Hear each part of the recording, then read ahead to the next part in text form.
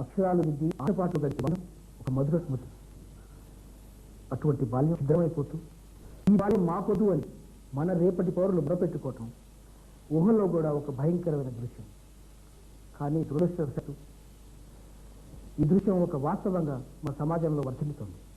ఎంతోమంది ముక్కుపడుతున్నారని పసివాళ్ళు తమ పొట్ట తాము పోసుకుంటూ తమ కుటుంబ భారాన్ని కూడా మోస్తున్నారు.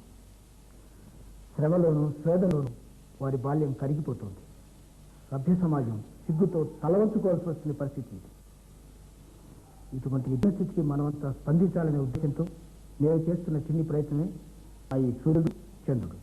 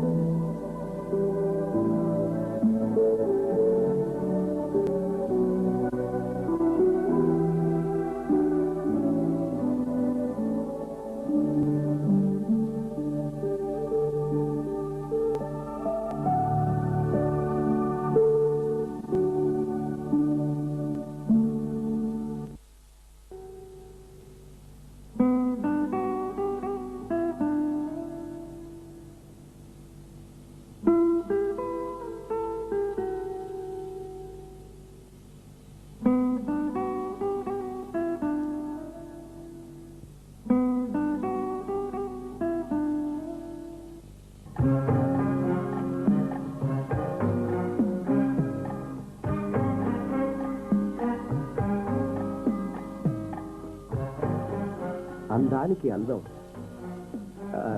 టైటిల్ బాగుంది. నవల బాగుంటుందా? బాగుంటుందండి. ఊర్వశి నా ప్రేయసి. ఇదెలా ఉంటుందండి? ఇది కూడా బాగుంటుందండి. మనసు దోచిన సుందరి. మరిదో? ఇది కూడా బాగుంటుందండి. Excuse me. Hello, excuse me.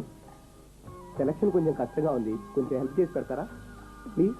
భలేవారే sir, ఆవిడ ఎప్పుడు సమీర్ గారి నవలే చదువుకుంటారు. మీకు మంచి నవల కావాలంటే సమీర్ గారి నవలే కొనమంటారు. ఓహో, మీరు కూడా సమీర్ అభిమాని అన్నమాట. అయినా ఆయన నవల్లో ఏముంటాయండి ఆడవాళ్ళంతగా ఎగబడతారు? బహుశా ప్రతి నవలతో పాటు ఒక జాకెట్ ముక్క గాజులు ఫ్రీగా ఇస్తాడేమో. ఒకరిని అర్థం లేకుండా విమర్శించడం అంత మంచి పని కాదు. ఓ సారీ, మీరు సమీర్ వీరాభిమాన్ లాగున్నారే. పోనీ మీరైనా చెప్పండి, ఆయన నవల్లో ఏముంటుందో. మీరు అసలు సమీర్ గారి నవల ఒకటైనా చదివారా? చదవలేదండి, కానీ ఒకసారి ఒక పారాగ్రాఫ్ మటుకు చదివాను. అంతా అర్థమైపోయింది. ఏమర్థమైంది? ఏముంది, ఆడవాళ్ళని ఆహా ఓహో అంటూ పొగుడతాడు, అంతే. మీరంతా ఐస్ అయిపోతారు.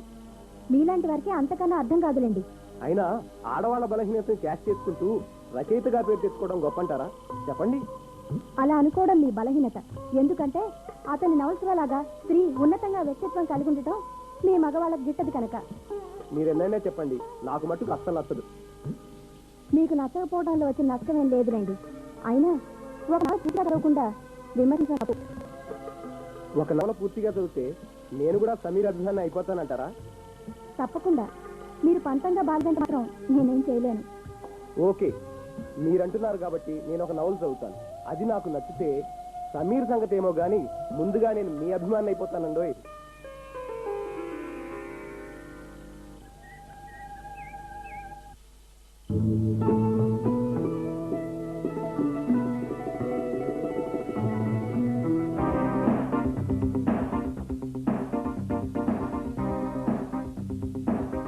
హలో, సమీర్ వీరాభిమాని గారు, నన్ను గుర్తుపట్టారా? గుర్తుపట్టాను. అయితే ఏమిటి? ఎక్కడికో వెళ్ళినట్టున్నారు. ఈ రోజు బస్సులు బంద్. రండి, నా కార్లో డ్రాప్ చేస్తాను. థ్యాంక్స్ వద్దండి, నాకు నడక అలవాటే. అదే, నీకు నడక అలవాట్లేదని కాదండి, just helping hand, that's all. Please come. Sameer నవల పూర్తిగా చదివానండి. ఆ? నిజంగా చదివానండి. రిజల్ట్ ఏమిటో తెలుసా? Just a minute. చూడండి.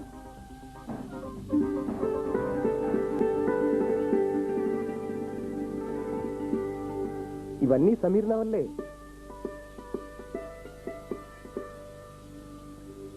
మీతో అతని సాహిత్యం గురించి డిస్కస్ చేయాలనుంది. పుణ్యం పురుషార్థం రెండూ దక్కుతాయి. ప్లీజ్ రండి, ప్లీజ్.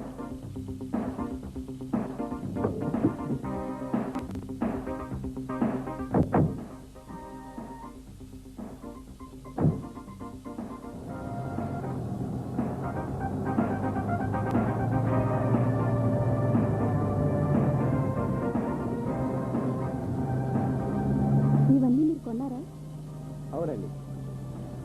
అయితే సమీర్ వీరాభిమాని బిరుదు నా నుంచి మీరు లాక్కోవచ్చు అన్నమాట. చూసారా, ఒక్క నవలతోటే మీలో ఎంత మార్పు వచ్చిందో. సమీర్ రచనలోని గొప్పతనం ఏది? ఓహో, అయినా నవల నచ్చితే అభిమానాన్ని ఇంత ఓవర్గా చూపించడం ఏంటండి? ఒక్కొక్క నవల చదవచ్చుగా.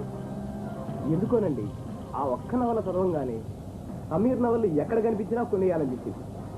భలేవారే, ఉన్న నవలన్నీ మీరే కొనేస్తే మరి మిగిలిన వారి సంగతి ఏంటి? నాకు కావాల్సింది కూడా అదే. అంటే సమీర్ నవలు ఎవరికీ దొరకకూడదు. అవన్నీ నా కస్టడీలోనే ఉండాలి. ఇదేం సరదా అండి బాబు? సరదా కాదండి, సోషల్ వర్క్.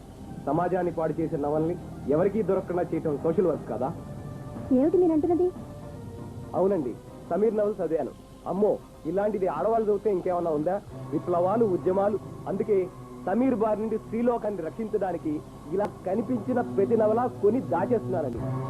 ముందు కారు ఆపండి. అది కాదండి. కారు ఆపండి, లేకపోతే దూకేస్తాను. Okay okay.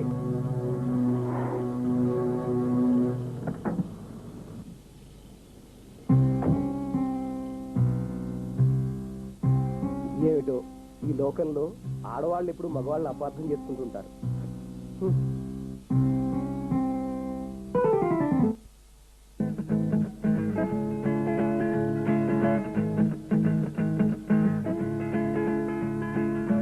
ఏంటలా చూస్తున్నావు? మా అన్నయ్య చక్రధర్. ఓహో, ఇంతకు ముందు ఎప్పుడు చూడలేదు కదూ. ఎక్కడా?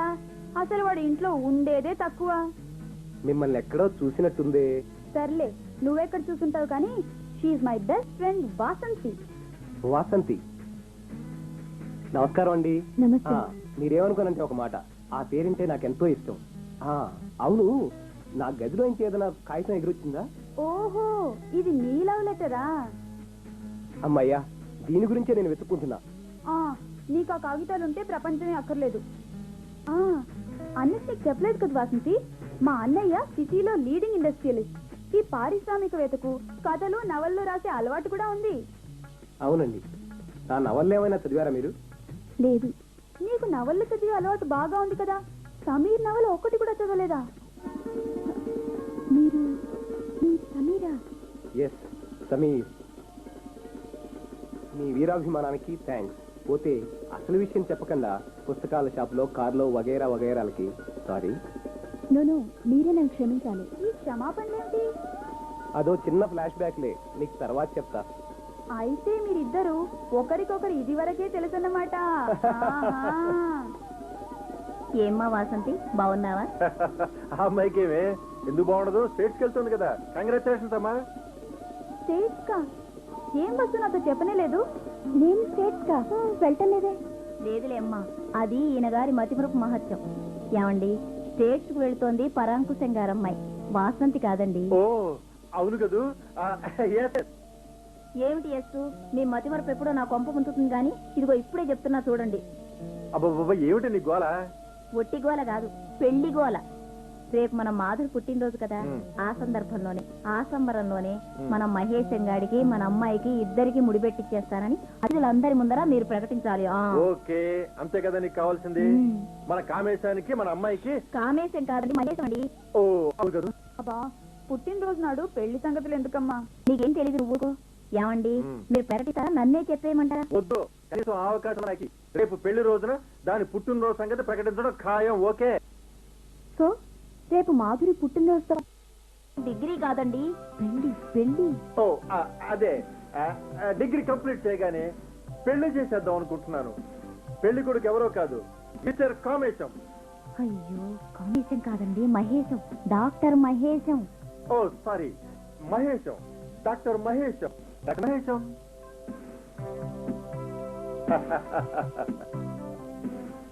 చెవులకింపైన ఈ మాటతో పాటు మరో వీరుల విందు.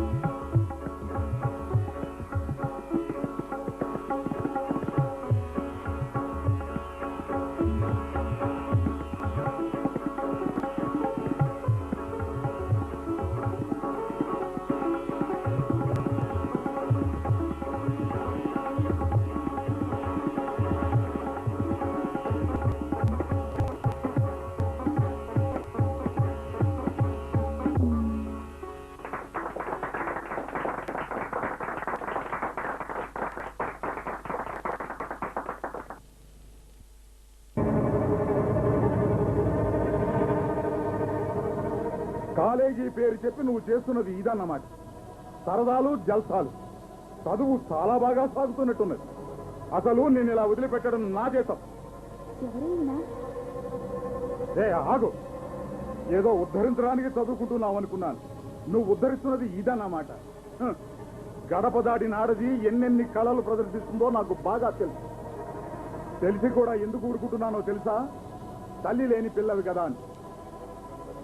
ఇప్పుడే చెప్తున్నాను, చదువుకోవడానికి వెళ్లే అమ్మాయికి తెలియాల్సిన అడ్రస్లు రెండే రెండు.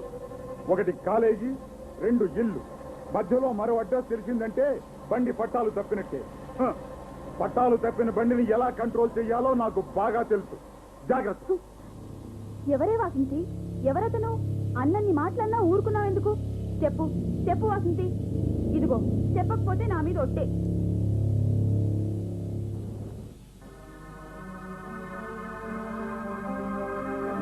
అరే ఏమిటిది వాసంతి? ఆ విషయం చెప్పడం కనుక నీకు అంత బాధ కలిగించేదైతే చెప్పొద్దు, ఓకే? అది కాదు మాధురి, అతను నా తల్లిని చంపిన హంతకుడు. అంతకన్నా భయంకరమైన వాస్తవం మరొకటి చెప్పను. అతను నా కన్న తండ్రి. కూతురుగా పుట్టిన పాపానికి తండ్రి అని చెప్పుకోవాల్సిన దౌర్భాగ్యం కలిగింది. కానీ కానీ దేవత లాంటి నా తల్లిని... అసలు ఏమైంది వాసంతి? తెలుసుకోవాలని ఆతృత కాదు, నీ స్నేహితురాలిగా నీ బాధని కొంతైనా పంచుకోవాలని ఆరాటం. ప్లీజ్ వాసంతి చెప్పు. చెప్తాను మాధురి, చెప్తాను. అసలు ఏం జరిగిందంటే,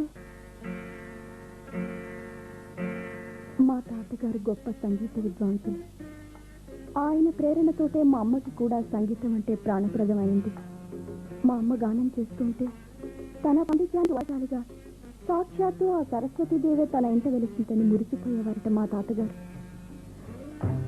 కానీ పెళ్ళైన తర్వాత పరిస్థితులు పూర్తి మారిపోయాయి. మా నాన్నకి సరిగమల కూడా గిట్టదు. మా అమ్మ పరధ్యానంగా గొంతెత్తితే చాలు చితకబాదేవాడు. మా అమ్మకి ఊపిరిలో కూడా స్వరాలు వినిపిస్తాయి. అలాంటి ఊపిరిని ఆపేయమంటే ఇలా కుమిలి కుమిలి ఏడ్చేది అమ్మ.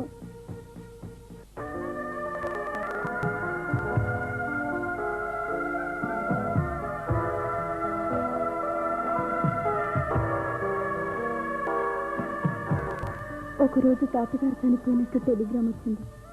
వెంటనే బయలుదేరి వెళ్దాం అనుకుంది. కానీ చెప్పకుండా వెళ్తే మా నాన్న ఏమంటాడోనే భయంతో అలాగే బోరును ఏడుస్తూ ఉండిపోయింది. ఏడుస్తున్న అమ్మకు ఓదార్పుగా ఉంటుందని చేతికి వీణను అందించి తాతయ్యకి ఇష్టమైన రాగాన్ని వీణపై వినిపించమని అమ్మని నేనే బ్రతిమాలాను.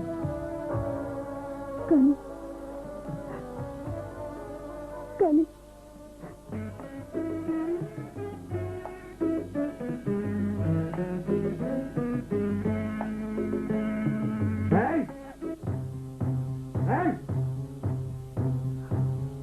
ఈ ఇంట్లో ఆ దిక్కుమాలిన సంగీతం వినపడకూడదన్నానా లేదా? ఏం బరి తగ్గించావా? కచేరీలు చేస్తున్నావు, కచేరీలు. అది కాదు నాన్న. నోరు పోయి నోరు తెరిచావంటే చంపేస్తాను. అతను చెప్పేది వినండి. మా నాన్న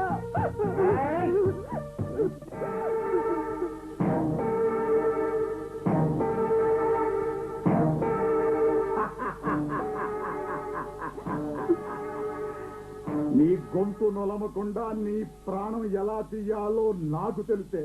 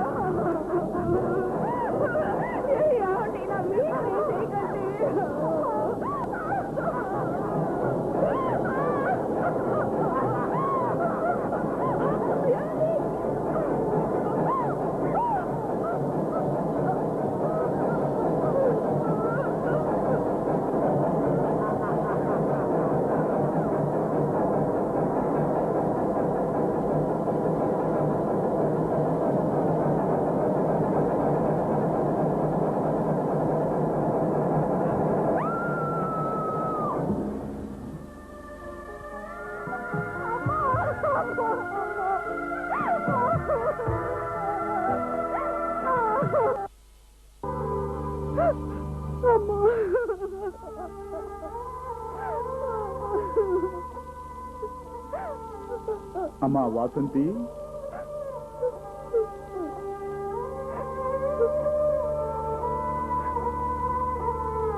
నీ బాధ నాకు తెలుసమ్మా. అది నీకు కన్నతల్లే కావచ్చు, కానీ నాకు భార్య అన్న సంగతి కూడా నువ్వు మర్చిపోకూడదు. నీ బాధ చూడలేకుండా ఉన్నానమ్మా. అందుకే నీకో తోడు తేవాలనుకుంటున్నాను. అవునమ్మా, చాలా సంబంధాలు వస్తున్నాయి. ఎన్నాళ్ళు ఇలా ఉంటాం? ఏదో ఒకటి చేసి చెప్పాలిగా. చెప్పమ్మా, ఏమంటావు?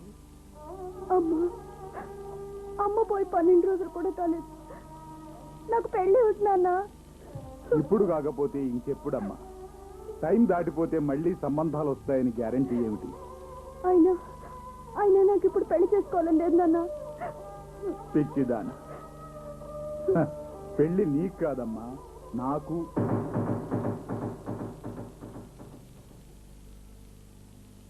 ఏమిటమ్మా అలా చూస్తున్నావు? నేను పెళ్లి చేసుకున్నాననుకో, నీకు అమ్మలాంటి పిన్ని వస్తుంది, ఇంకే బాధ ఉండదు కదా. మరేం లేదమ్మా, భార్య పోయిన తర్వాత ఏడాది వరకు పెళ్లి చేసుకోవచ్చట, లేకపోతే 3 ఏళ్ల వరకు ఆ ఊసే ఎత్తకూడదట. మరి అంతవరకు నువ్వు ఒంటరితనాన్ని భరించగలవా అమ్మా? అందుకని నీకోసమే నేను పెళ్లి చేసుకోవాలనుకుంటున్నాను. నీకిష్టమేనా అమ్మా? మౌనం అర్ధాంగీకారం అంటారు కదా. అమ్మా, నాన్న నిన్ను ఒక్కసారి కాదమ్మా, మళ్ళీ మళ్ళీ చంపుతున్నాడు. నేను ఇది భరించను. నీ దగ్గర తీసుకుపోమ్మా, తీసుకుపోమ్మా.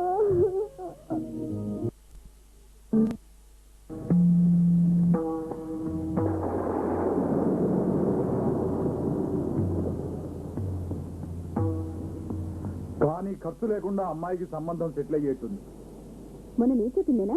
అదే. నీకేమైనా మర్చిపోయిందా? అతనికి చదువు లేదు, పైసా సంపాదన లేదు, వీసమెతో ఆస్తి కూడా లేదు. చాలే, పెళ్ళాన్ని పోషించుకోగలడు. చాలదా? చూస్తూ చూస్తూ అమ్మాయి గొంతుకొస్తారా? పాపం, అమ్మాయికి పిల్ల నోరెత్తదని ఇంత అన్యాయం చేస్తారా? నేను చచ్చినా ఒప్పుకోను. మాకు తెలిసిన వాళ్ళలో ఒక అబ్బాయి ఉన్నాడు, మంచివాడు, మంచి ఉద్యోగం చేస్తున్నవాడు. ఈ సంబంధం చేసుకోవద్దని అమ్మాయికి నేనే చెప్తాను.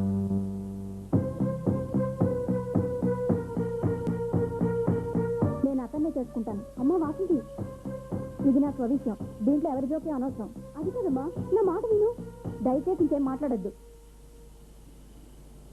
వెరీ గుడ్, బాగా బుద్ధి చెప్పావమ్మా. ఇంకా ఆలస్యం దేనికి? ముహూర్తాలు పెట్టేయమని చెప్పేస్తాను.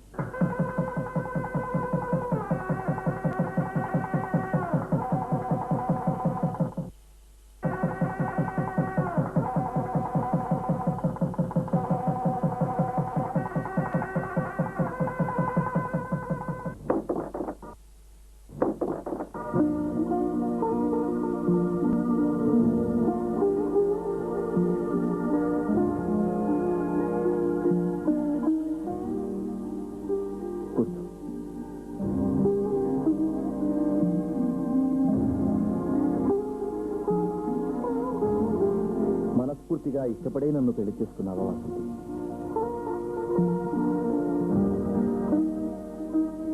ఏ పరిస్థితిలో నువ్వు ఈ పెళ్లి కుప్పుకున్నావో నాకు తెలుసు. ఆ ఇంటి నుంచి బయటపడాలని నీ ఆరాటం, నీ పిన్ని కాదన్న మాటను అవును అనాలని నీ పంతం, నిన్ను నా దాన్ని చూస్తే అంతేనా?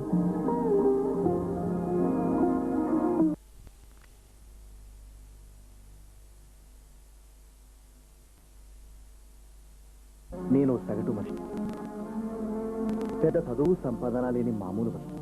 తన అదెల్లో మాత్రం నాతో 7 అడుగులు నడిచిన నిన్ను కనీసం కంటతడి పెట్టకుండా చూసుకోవాలనే కోరిక బలంగా ఉన్నవాడి.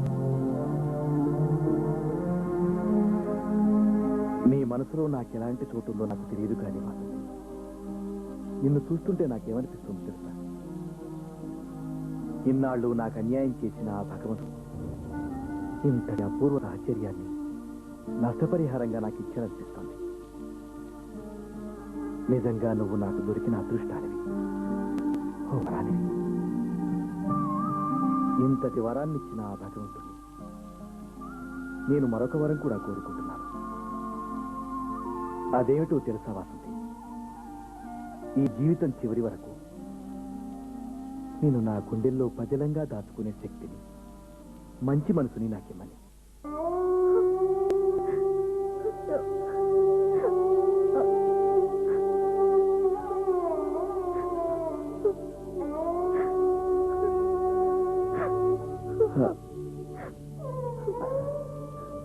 సారీ వాసంతి, నీ మనసేమిటో తెలుసుకోకుండా ఏదేదో వాగేశాను కదా. నిన్ను వెంటాడుతున్న దురదృష్టానికి నేను మరో రూపంగా నీకు కనిపిస్తే మాత్రం నువ్వు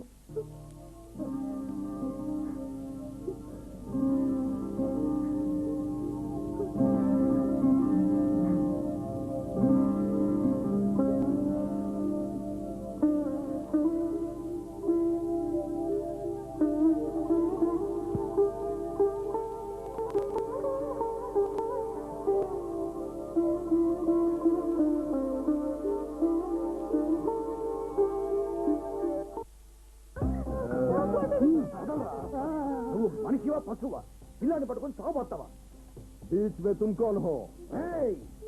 కుర్రాడి మీద మరొక్క దెబ్బ పడిందంటే జాగ్రత్త. ఇది సినిమా కాదు. తెలుగు హీరో కావాలనుకుంటే హైదరాబాద్ జావ్, హిందీ హీరో కావాలనుకుంటే బొంబాయి జావ్. వీడు హమారా ప్రాపర్టీ హై.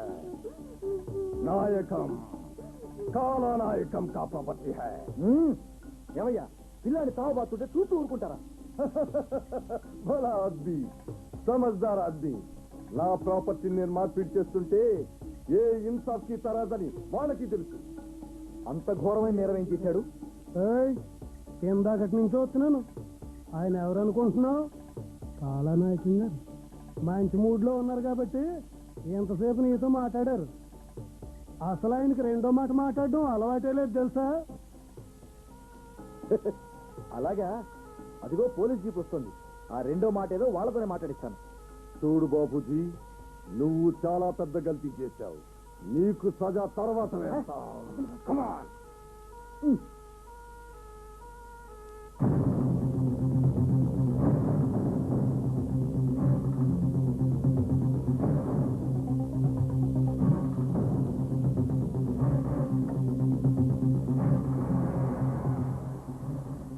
అది కాదురా, అసలే ఆ కాలనాయకం గాడు మంచివాడు కాదు.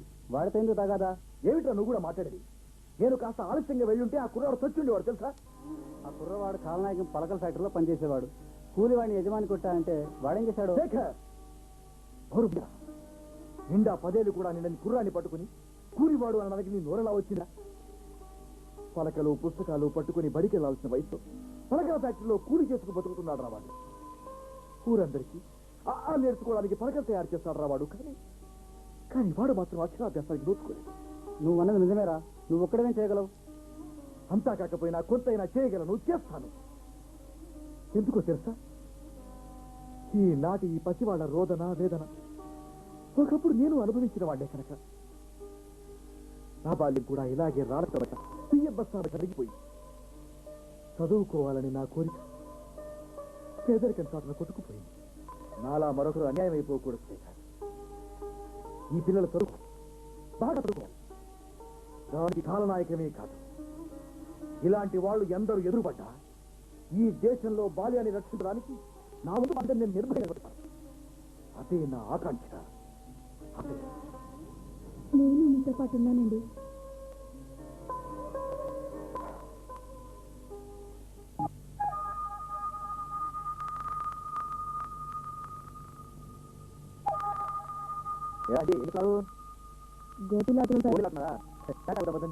ఇప్పుడే తాగాం సార్. అవునా?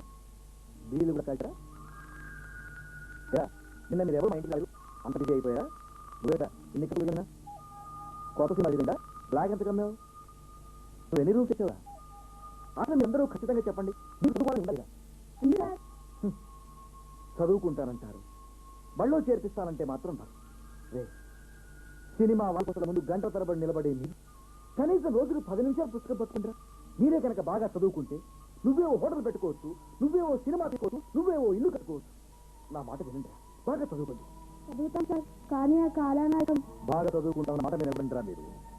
ఆ కాలానాయకం గాడి గొడవ నేను చూసుకుంటాను. మా అయ్య నన్ను తిట్టినాడు, చదువు ఎవడే అని అంటున్నాడు. వాళ్ళ సంఖ్య నేను చూసుకుంటాను. కానీ మీరు మాత్రం ఆ కాలానాయకం గాడి మంచి వాళ్ళని తీయమని చెప్పాలి, సరేనా?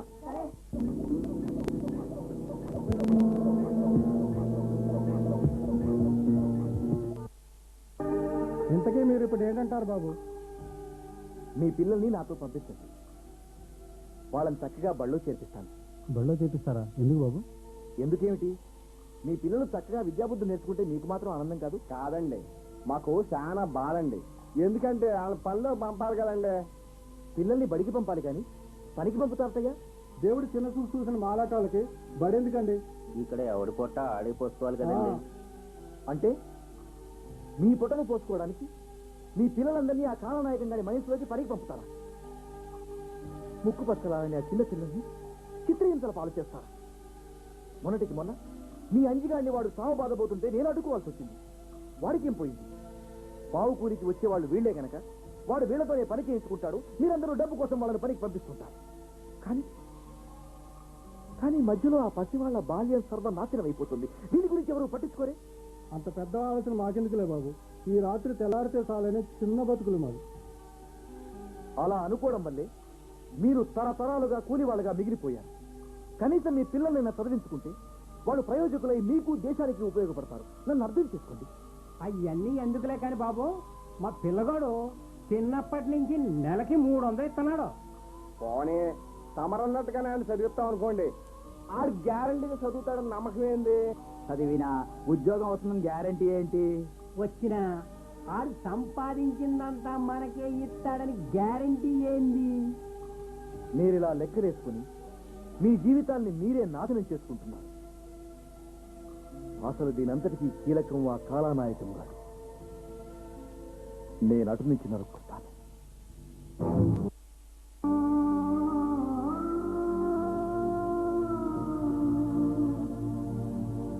మీ ప్రయత్నాలు మీరు చేస్తున్నారు. వినకపోతే అది వాళ్ళ దురదృష్టం. దానికి మీరేం చేస్తారు చెప్పండి. వాళ్ళన్న దాంట్లో కూడా పాయింట్ ఉంది వాసంతి. పిల్లల్ని పనికి పంపించకపోతే వాళ్ళకు నష్టం. నష్టమా? అవును. ఈ పసివాళ్ళు ప్రతిరోజు కనీసం 10 రూపాయలైనా సంపాదిస్తారు. వాళ్ళు బడికి వెళ్తే వాళ్ళకది నష్టమే కదా. అసలు కొన్ని కుటుంబాలైతే మొత్తం పసివాళ్ళ సంపాదన మీదే ఆధారపడినాయి తెలుసా? నిజమేనండి. అసలు ఆ బ్రిడ్జ్ అవతల పిల్లంతా అక్కడక్కడ పనిచేసేవాళ్లే. పిచ్చి వాసంతి, ఇది కేవలం బ్రిడ్జ్ అవతల పిల్లల సమస్య కాదు, దేశం మొత్తం మీదున్న సమస్య. ఇప్పుడు దేశంలో దాదాపు 25 లక్షల మంది బాలలు తమ బాల్యాన్ని ఇలా పనిపాటల్లో కరిగించేస్తున్నారు తెలుసా? పేదరికం ఎంత పనైనా చేస్తుందండి. అవును, ఇది వాళ్ళ ఆర్థిక సమస్య. ఈ సమస్య పరిష్కారం అయ్యేంత వరకు వాళ్ళు పిల్లల్ని చదివించారు. అయితే పిల్లల సంపాదన లేని లోటు వాళ్ళకి కలగకుండా చూడాలి. రైట్. ఈ విషయంలో నాకెన్నో ఐడియాస్ ఉన్నాయి వాసంతి. స్కూల్లో చేరవచ్చే ప్రతి పేద పిల్లవాడి తల్లిదండ్రులకి కొంత స్టైపెండ్ అరేంజ్ చేయాలి. అలాగే పుస్తకాలు, యూనిఫారాలు, ఫీజులు పిల్లలకి ఉచితంగా సరఫరా చేయాలి. రేపటి పౌరులు ఇలా కూలి పనులతో నాశనం అయిపోవడం అన్నది మామూలు విషయం కాదు వాసంతి. ఇది జాతీయ సమస్య. తుఫాను, భూకంపాల కన్నా పెద్ద సమస్య. వాటికి రిలీఫ్ ఫండ్స్ ఉన్నట్టే దీనికి ఓ ఫండ్ ఉండాలంటాను నేను. ఇదొక పెద్ద ఉద్యమంలా నడిస్తే గానీ సమస్య పరిష్కారం కాదండి. దీనికోసం ప్రభుత్వాలు, పెద్ద పెద్ద కంపెనీలు కూడా ముందుకొస్తే ఇంకా బాగుంటుంది కదండి. నాకు చాలా ఆనందంగా ఉంది వాసంతి. నా భావాల్ని, ఆశయాల్ని పిచ్చిగా తీసుకోకుండా నన్ను అర్థం చేసుకుని నాకు చేయూతనిస్తున్న నిన్ను చూస్తుంటే గర్వంగా ఉంది. మీరు తప్పకుండా విజయం సాధిస్తారండి. ఒక మంచి పనికి భగవంతుడు ఎప్పుడూ తోడుగా ఉంటాడు. వాసంతి, చూడండి బాబు, చూడండి బాబు, ఎంత ఘోరం జరిగిపోయిందో చూడండి బాబు. ఏమో బాబు, ఆ మైండ్లో పేలి చచ్చిపోయింది బాబు. అక్కడికి వెళ్తున్నాడయా? వాడికి ఏం తెలుసండి. అటు వెళ్తే అపాయమని బోర్డు చెట్టుంది, కానీ ఇది చదువు రాదు కదండి. చూశారా, మీ నిరక్షరాస్యత వల్ల మీ ప్రాణాలకు కూడా ఎంత నష్టమో ఇప్పటికైనా అర్థం చేసుకోండి. ప్రాణం పోయినా మంచి మాటలు పెడితే పెడితే ఆ భగవంతుడు క్షమించుడు బాబు. ఒక నిండు ప్రాణం అయితే కానీ మీలో మార్పు రాదు. అయినా ఇప్పటికీ మించిపోయిందేమీ లేదు. రేపే మీ పిల్లలందరినీ బళ్ళో చేర్పించే ఏర్పాటు నేను చేస్తాను.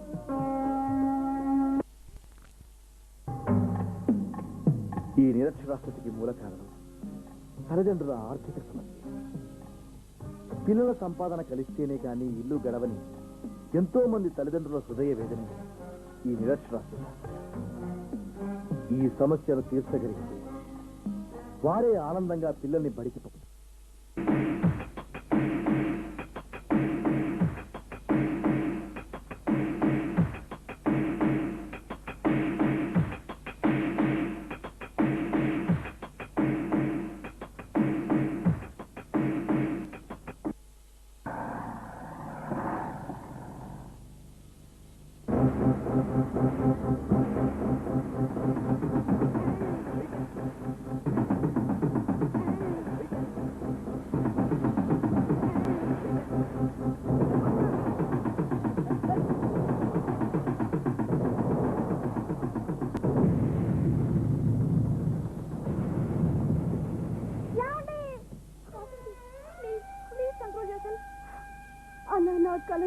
బాబుతో కరిగిపోయింది మాధురి.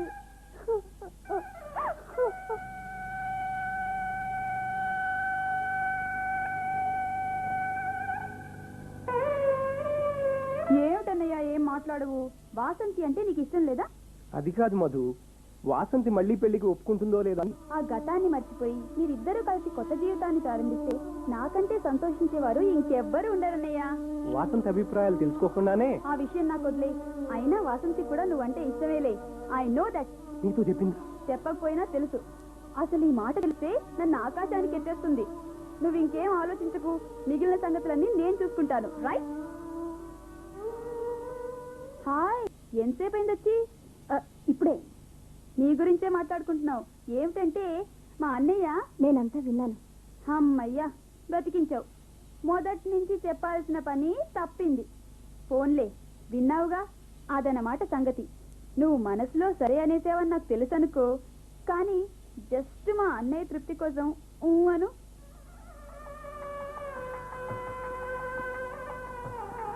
చూపులు కలిసిన శుభవేళ. ఓకే అనయ్య. నువ్వు అన్న అనకపోయినా ఈ రోజు నుంచి నిన్ను నేను వదినా అని పిలుస్తాను. తొందరం లేదు, ఆలోచించుకునే చెప్పండి. మౌనం అర్ధాంగీకారంలే అన్నయ్య. ఆ మిగతా సగం నేను చెప్తున్నాగా.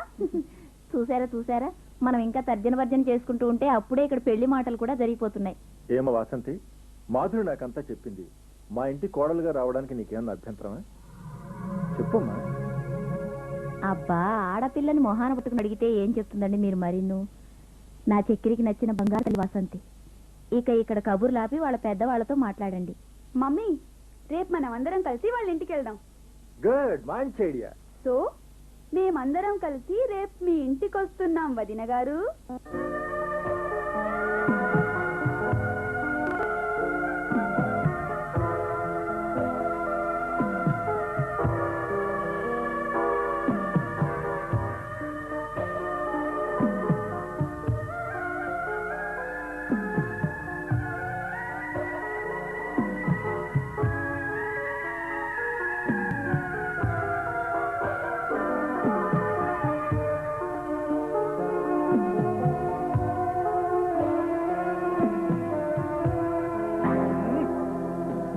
సుజాత, ఎక్కడున్నావే?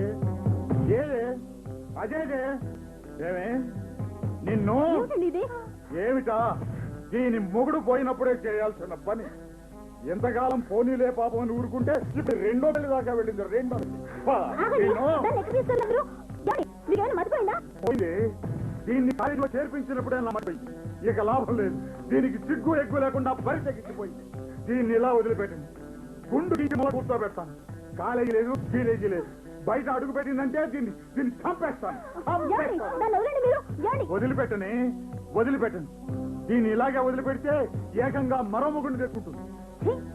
సిగ్గులేదటండి ఆ మాట అనడానికి? 50 ఏళ్ల వయసులో భార్య చనిపోయిన 13వ రోజుని మీరు మళ్ళీ పెళ్లి చేస్తున్నారు. మగాడికో వాడడానికో న్యాయమునా? వాసించి మళ్ళీ పెళ్లి చేసుకున్న తప్పేమిటి? తప్పున్నర అడ్డం వస్తే నిన్ను నరికి నన్ను నరికినా పాటేసినా సరే ఈ పని చేయడానికి నేను ఒప్పుకోను. నువ్వేమో మర్చిపోట రావడానికి. నిన్ను అమ్మా అమ్మా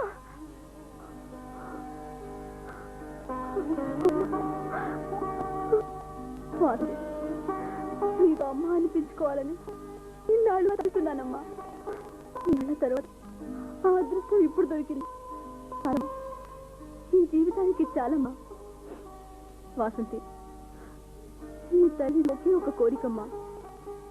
నీ జీవితం మళ్ళీ చిగురించాలమ్మా. మాధురి నాతో అన్ని విషయాలు చెప్పింది. మరో ఆలోచన లేకుండా ఈ పెళ్లికి ఒప్పుకోమ్మా.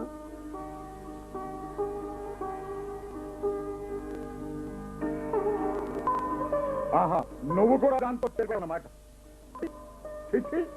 ఈ దరిద్రపు కొంపలో ఉండడమే మహాపాపం.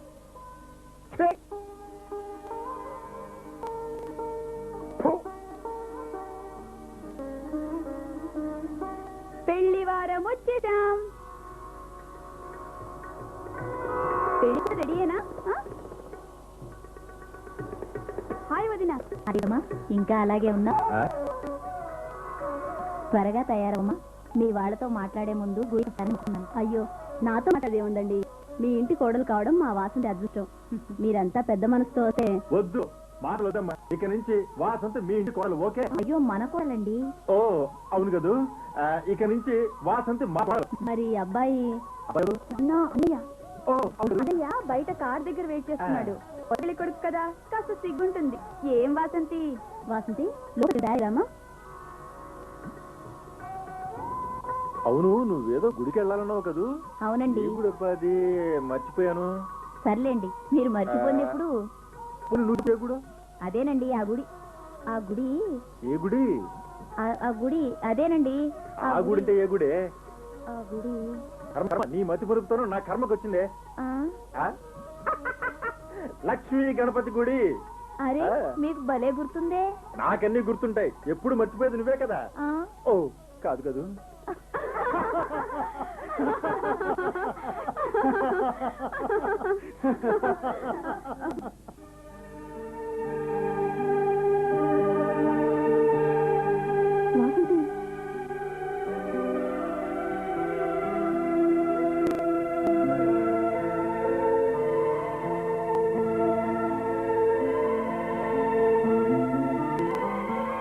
నన్ను క్షమించండి.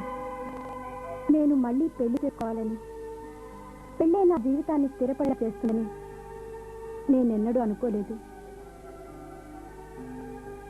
నా ఆశయం నా భర్త ఆదర్శాలు అనుసరించటం, ఆయన కలల్ని నిజం చేయటం.